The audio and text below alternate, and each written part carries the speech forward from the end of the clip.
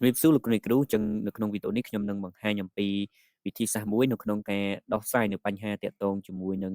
នៅពេលដែលយើងចុចប៊ូតុង print នេះទៅគឺវាបែរជា load ឲ្យបិទវិញណា load តែមួយ plate ឲ្យបិទវិញអញ្ចឹងធ្វើឲ្យយើងនឹងអត់អាច print នៅ QR code នេះឲ្យទៅសិស្សរបស់យើងបានអញ្ចឹងដើម្បីដោះស្រាយនៅបញ្ហាមួយនេះលោកគ្រូអាចបើកកម្មវិធី Chrome មកលោកគ្រូវាយទៅយើងវាយទៅ Chrome បែបនេះអូខេបន្តមកទៀតគឺយើងជ្រើសរើសយើងបើកនៅaccount មួយផ្សេងមកដែលមិនចាំ login ជាមួយនឹង email របស់យើងហើយយើងយកខាងក្រោមនេះមកបាទ without an account អូខេអានេះយើងដាក់ឈ្មោះទៅខ្ញុំដាក់ថា test done ហើយបន្តទៀតយើងចូល channel បឋម PLP របស់យើងហើយយើងមិន login ជាមួយនឹង email របស់យើងទៅហើយតនេះយើងបញ្ចូលpassword បញ្ចូលសំទោសបញ្ចូលឈ្មោះអ្នកប្រើប្រាស់បញ្ចូលលេខកូដសម្ងាត់ទៅបាទគឺយើងនឹងអាច login ចូល account របស់យើងបាន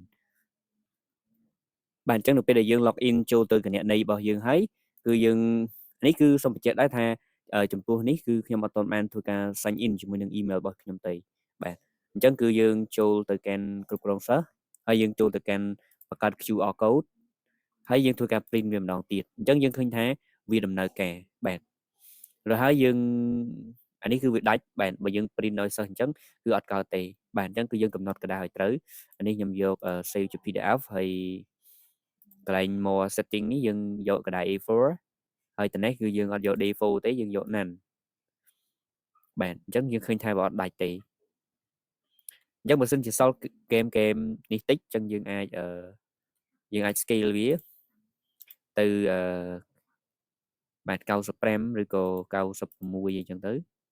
យើងធ្វើ testing វាតាមហ្នឹងណាបាទតែយើងអាចធ្វើការ save វាជា PDF បានហើយយើងធ្វើការដាក់ឈ្មោះទៅអញ្ចឹងខ្ញុំខ្ជិលកែខ្ញុំដាក់ប៉ុណ្ណឹងបាទអញ្ចឹងគឺជាដំណោះស្រាយណាបាទ